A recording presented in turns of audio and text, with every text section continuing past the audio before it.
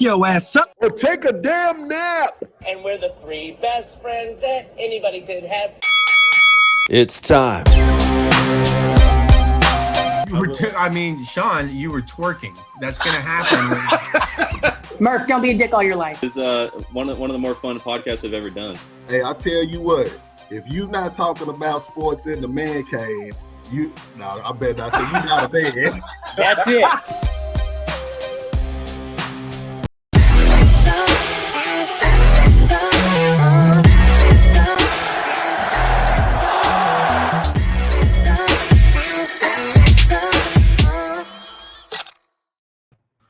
Well, here we are, episode 90 of Stories Inside the Man Cave. That's two podcasts recorded in Arkansas, Fayetteville, Arkansas. I'm at an undisclosed location, and our guest today is one guy who I gravitated to, I guess, the last year of Mac Brown and then Charlie Strong. Jake Raulerson, the pride of Salina, Texas. I saw him here the day before the game, the Texas-Arkansas game. Obviously, great weekend of football, great weekend of Arkansas football pride. Jake, it's funny how life works, how we cross paths in Fayetteville, Arkansas this past Friday night. Absolutely. Life comes full circle. It's funny. I was actually not supposed to be at Herman's that night. I was supposed to be eating somewhere else, and we had a change of plans. And I texted Carrie, who's the owner of Herman's, and I was like, "Hey, I'd love to come see you. Come have a steak." And walked up and saw you there. And it's been a few years, but I'm glad I ran into you. It was a great time, and thanks for having me on the show. Absolutely, and I hate that you were not able to meet the other three guys. We'll make that happen later down the road as well. But here's the thing about Jake that a lot of people probably know. Others probably don't know, because especially if they're watching from other parts of the country. You started your career at Texas, and we'll get into the game a little bit later in segment 2 and a little bit here, but you finished, I believe, in your undergrad in 3 years, played at Texas, and then was a grad transfer to the University of Arkansas. So you got the best of both worlds. Kind of briefly describe that experience, because I don't know how anyone can even remotely describe it unless they've experienced it. Yeah, so it's funny you mentioned that, because back in high school, I always told myself, and my dad always told me, strive to make the most of the opportunities that you're given. And the goal was always to graduate high school early. We started that process back my freshman year of high school, to get to a point where I could go to college and graduate early enough to get some master's degree, some sort of secondary education beyond that undergrad degree. And got my degree from McCombs in finance in 3.5 years. Yeah. And I redshirted, so it gave me a chance to play two more years and get my MBA while playing for the Hogs. So it was an unbelievable journey. It's amazing how I got there too, because I had a few other opportunities that I was looking at. Schools didn't work out the way that I wanted them to, but I landed at Arkansas, and last weekend 2 days ago was an unbelievable experience for me. I was torn, obviously, but it was a great time down in Fayetteville. Now, you and I talked about it, and I know the general public and the general way that people think about college, not just college football, college sports in general, as a student athlete, that you have 5 years to finish in 4. But what they're not telling you, what a lot of people don't understand, you have 5 years to receive the most education possible and to pivot yourself and market yourself to maximize that. Why do you think that message isn't relayed to, not pardon the yard work over here on the other side of the fence here, why do you think that's not the message to all these young women and young men, that to maximize educational potential, plus pivot yourself to get a head start in the career fields? Yeah, I actually think that's kind of the way that we're leaning towards nowadays. We're when you're going into college, you always hear about, well, let's go to the NFL, let's make most of that opportunity, but no one ever talks about the 40-year decision beyond the field. there's a lot of guys out there that say they're going to go, they're 5 stars, 4 stars, they're going to go play in the NFL. They're going to make a lot of money. But at the end of the day, 0.01% of student athletes make it in the NFL. 365 people are drafted. And, a very minute number of those people make it. And an even smaller amount make it to year 4. Year 4 is really where it matters because you get pension. Yeah. Once you get pension, then you're set up for success really, really well. But you make it 1-2 years, you still got to work for the next 40 years. So what I think is it needs to be said, and I think it is said a lot, but a lot of people don't hear the messages. You're going to a university, wherever it is. All these universities have a great education in place, and you're getting it paid for. And if you graduate early enough, they will continue to pay for it. They're not going to stop at your undergrad degree and say, hey, you got to pay for grad school. If you're on the field playing ball, they will continue to give you the opportunities. Even if you're not playing ball, they'll pay for, the second half of your grad degrees. Because I was done playing ball. I had a semester left of grad school, and no one said to me, oh, well, that your scholarship expires. It was through the year. And they give you every tool that you need to be successful. It's people need to be proactive in wanting to be successful beyond just football. Yes, there's something to be said about people that go to the NFL, but the smartest people that I know are the ones that take that opportunity, go to the NFL, save money, and then they transform it into a business opportunity or something beyond your time at your university. I think one of the greatest tools in the world is being able to get school paid for, because you're set up better than 90. And this is a humble brag. I'm not trying to say it as humbly as I can. You're set up better than 95, 99% of the people out there because you don't have any student debt. Right. And the people that don't take advantage of that, they're leaving money on the table. Hundreds of thousands of dollars of opportunity if they're given the opportunity to graduate. And they don't make the most of it and try and get a secondary degree and move forward from there, make the most of it. Now, you are currently in Charlotte, North Carolina, and correct me if I'm wrong, that's one of the financial centers of the country, correct? Yeah, so I currently work for a software as a service company called Sprinkler. I'm in software sales. I've been in Charlotte for about 2 years now. I was in Austin previously. And yeah, I work with a lot of different financial institutions, insurance companies, and in the banking sector, as well as some other companies. But this is a hub for banking, and you have Bank of America, Wells Fargo, Truist, to name a few of the really big companies out here.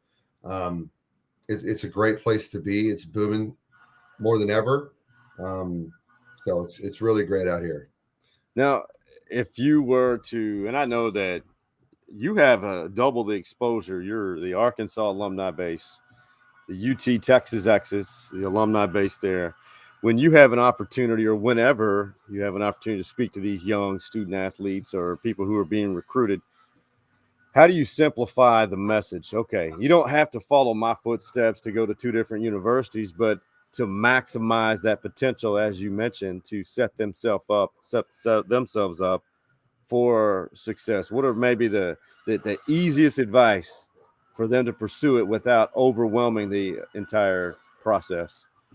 Yeah. So the way that I would look at it is probably 75 to 80% of student athletes that come onto the university, they redshirt.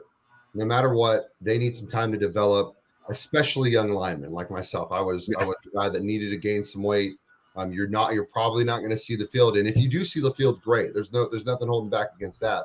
But don't limit yourself to only taking the bare minimum of hours.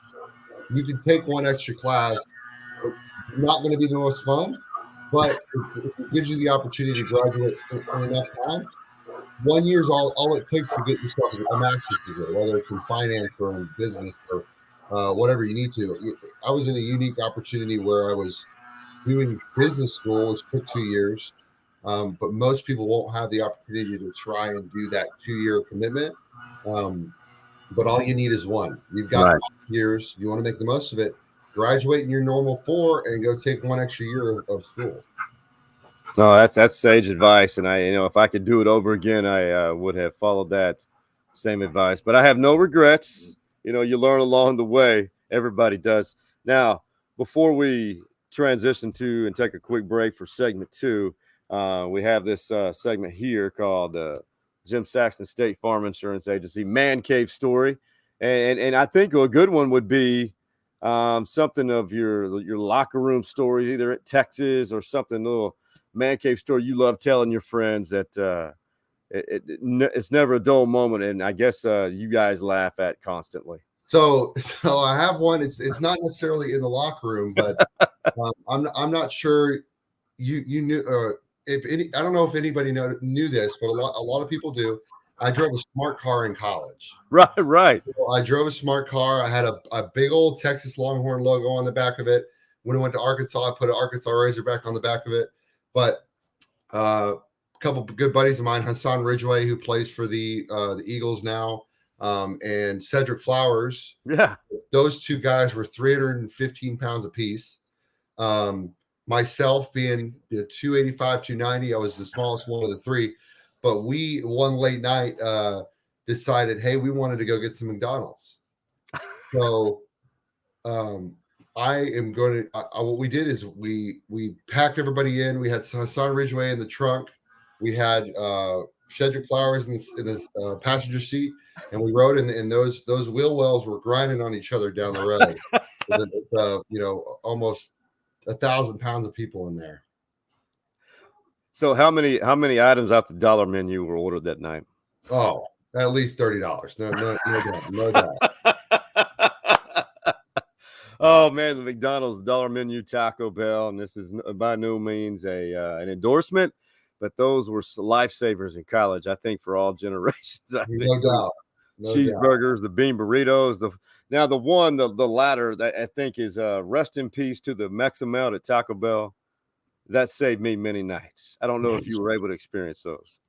No, I wasn't. But one other quick note: we were on Dixon Street after the game, and we went and had Palomos, which is Palomas. I'm probably butchering the name, but it was crafty quesadillas on Dixon Street, and it was your heightened state of Taco Bell. It was fantastic. A late beverage food, if you will, if we want to keep it PG, but it was great, FCC has no authority over us. We are very open on stories inside the man cave. Yes. Hey, we're going to take a quick break because Jake has much more productive things to do today, like deal with sales and meetings. And when we return here for segment 2 on the other side of this break, should Longhorn fans be concerned? We're going to feel the emotions of what just happened in Fayetteville, or do Longhorn fans just need to take a deep breath, be patient?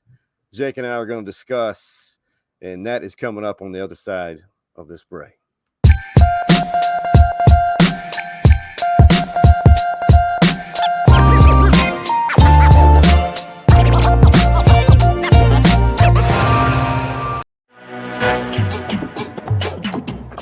For all of your insurance needs, look no further than our primary sponsor, Jim Saxton State Farm Insurance Agency.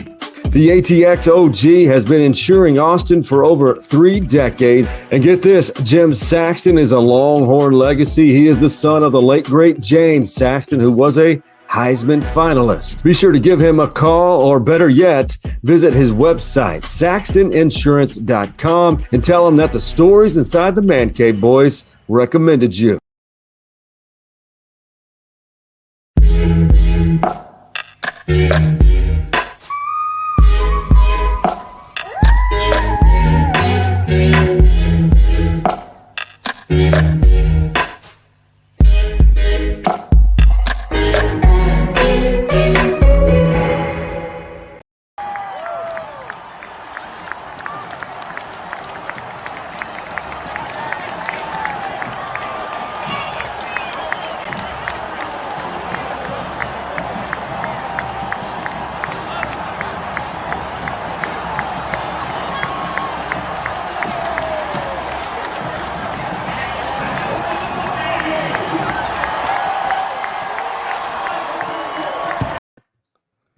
Jake, welcome back. And I rudely interrupted the lawn care people.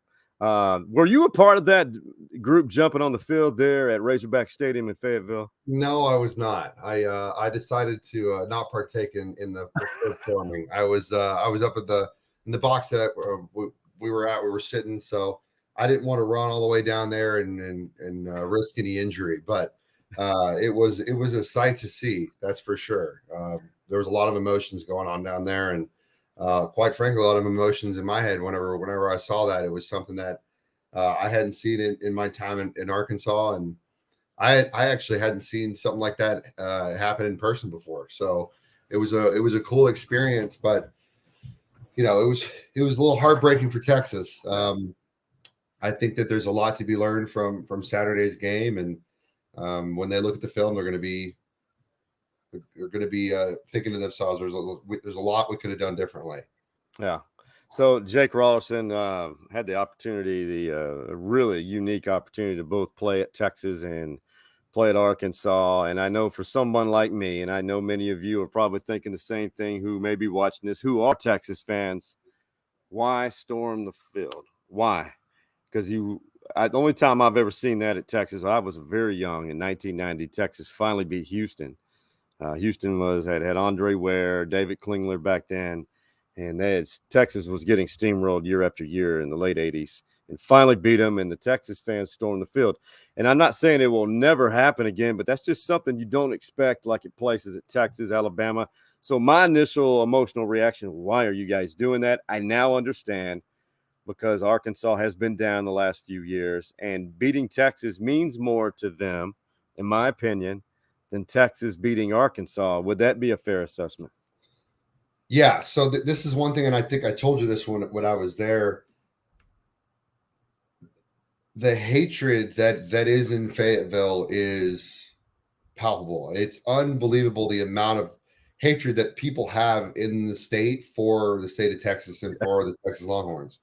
I mean, quite frankly, they have it for Texas A&M as well, but there's nothing quite like talking about Texas and how much hatred there is. And I think that was a big difference. And that, quite frankly, was what I think lost Texas the game. Yeah.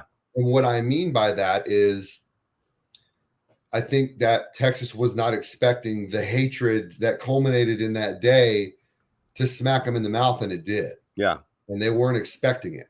But when I got to Arkansas, I walked into the locker room before media days, and there was a DVD sitting on my locker, and it was the 1969 game of the century with a note from a Razorback alum that said, I know that you young kids don't understand it because you weren't there back in the Southwest Conference days, and but you need to put your jerseys in the closet. You need to put your helmet away. We don't need to see the pride of Texas in Arkansas because we don't like them. So you keep that away for the next 2 years. Now, I didn't listen. I had my Texas jersey in my room. I wore my T ring. Like I said before, I've got a lot of pride for the university and where I came from, but I didn't flaunt, that I went to Texas, right. Whatever like that. I was very respectful about it, but in that moment, really showed me what happened and why there is so much hatred for the University of Texas. And that's, I grew up with it where I am here in Fayetteville. My family here that I haven't seen in forever. Longtime season ticket holders, devoted graduates. And I knew the hate, but I never truly experienced it until this weekend. And you alluded to it. You thought maybe this will be a good experience for Texas moving forward, that it's not the end-all be-all.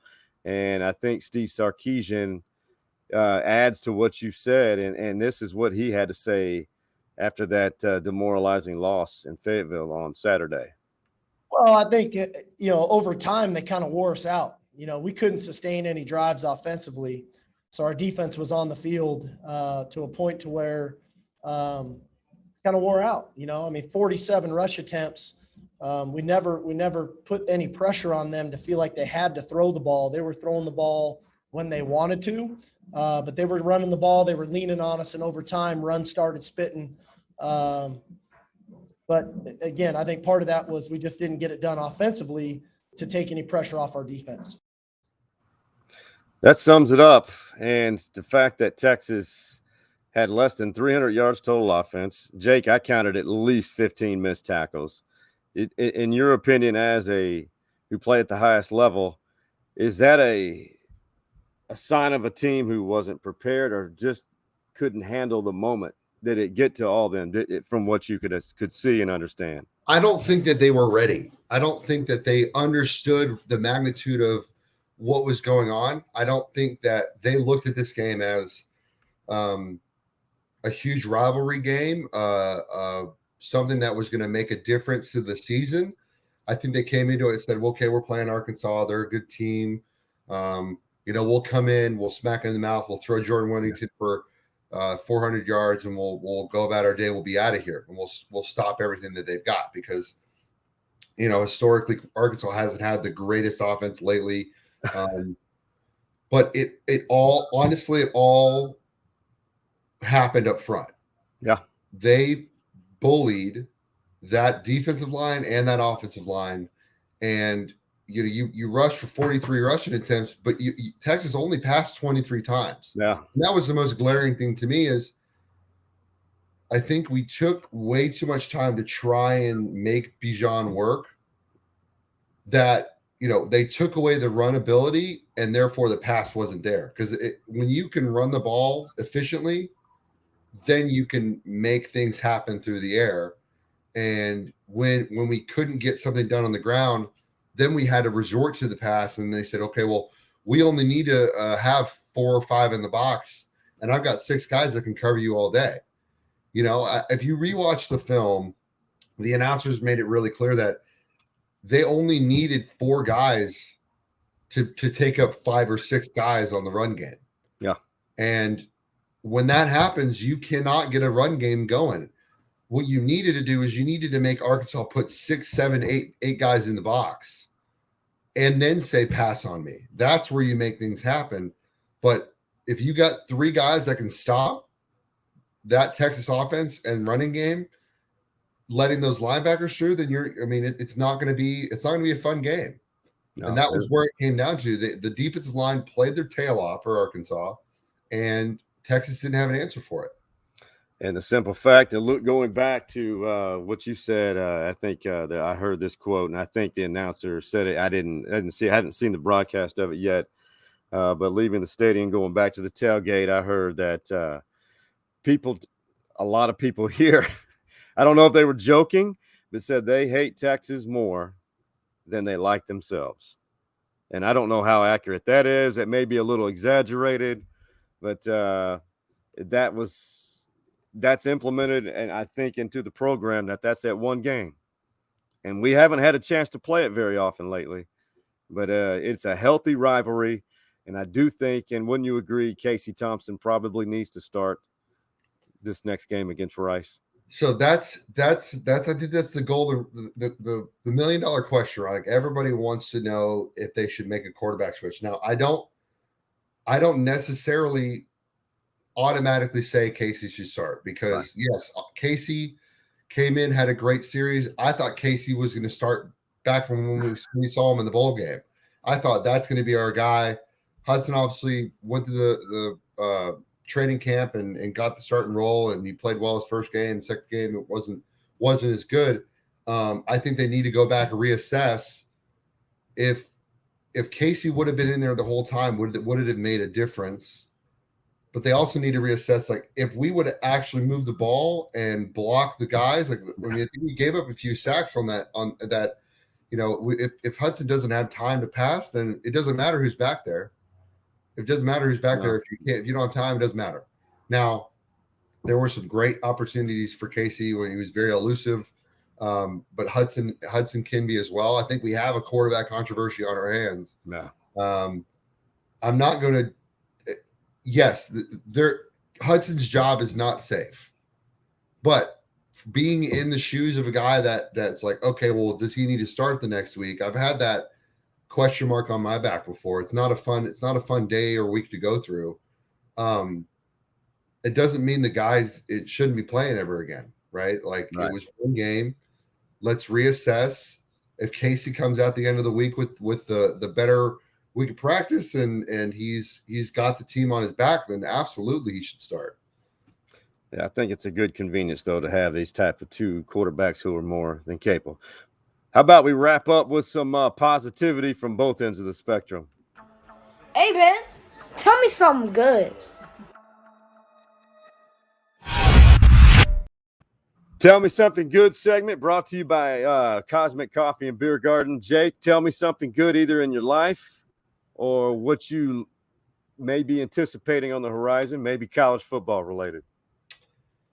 So good things in life from both sides.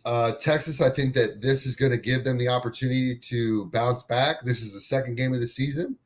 We got a great schedule ahead. I think that it's a relatively light schedule when it comes to who we're playing in the future. I think that we have an opportunity to come back and play Oklahoma and know that that game is going to be just as big to Arkansas as this will be to us. Like, yeah. They need to come in with that mentality that we're going to come into OU like Arkansas came in against us and smack them in the mouth. It's always great to lose early. I think there's still an opportunity for Texas to finish top in the league, go to a big bowl game. Heck, who knows? They could go to the college football playoff if they keep the track down the road. And I'll add this for Arkansas standpoint, the sky's the limit at this point. You're able to beat number 15. If you can continue to build the momentum, beat A&M, beat Georgia, you're right in there. Not saying that will happen, but it's there's a lot of road ahead. There's a lot of opportunity to have a great season, and I'm excited for it. And football is back. The fans are back. Life is back to normal from my standpoint, and it's great to see. That's a quality take, and I have to, piggyback, no pun intended with the pig remark, but I have to say that this was an amazing experience. My patience was tested. I was that flame inside of me was ignited. I was very proud of myself for practicing discipline. I was chirping a little bit because I was provoked a little bit in certain situations, but it's good to get out of your comfort zone and go to places across the country. And this is my ninth or 10th other college football environment, but Arkansas has something very unique. It is very loud. I think a lot of Longhorn fans and the folks who create the game day environment at Texas can take notes of how this was operated here and in the atmosphere and here in Fayetteville, because it is something special. Well, Jake, man, this has been long overdue. You're always welcome on this show, and I would love for you to meet the Man Cave boys. You are now a VIP alumni of Stories Inside the Man Cave. I love it. It's great. Thank you for having me. I will say this: Texas is going to be in the SEC now. Yeah. Let's make this an annual occurrence. I will be back on this show every year if you want me. 100%. When Arkansas plays, and looking forward to some good takes and maybe even some bad takes. But hopefully, we can flip flop, and I can give you the opportunity to talk good Texas in the next win, and then talk where we can improve in the next loss if that happens. 100%. And if the same goes for you guys ever need anything, man, it's your phone call, text away, and we'll continue the banter and talk college football throughout the season, man. And I look forward to seeing you again. Absolutely, same as well. Talk soon. Hey, for the Jake Raulerson and all the Man Cave boys, we out. You see the drippy, I'm fitted up. Hop in my car and the giddy up.